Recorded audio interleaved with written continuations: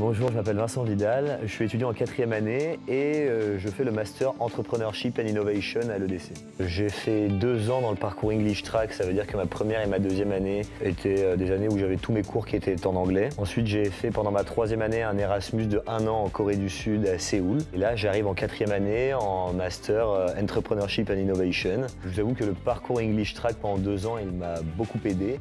Et là, surtout de partir 1 an à l'étranger sans aucun repère, sans étudiant français avec vous, ça fait vraiment, c'est le meilleur moyen pour apprendre une langue en fait, tout simplement. Donc maintenant, oui, là, je peux dire que j'ai un très bon niveau en anglais, je suis quasiment bilingue.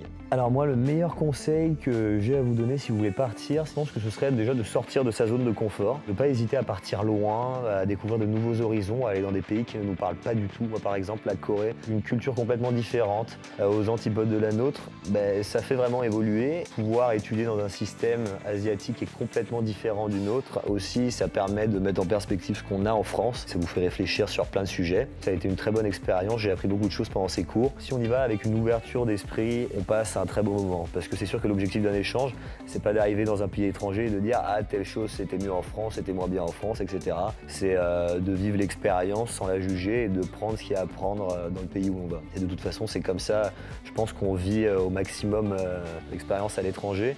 C'est en ne recréant pas un mini Paris ou une mini France dans le pays où l'on va.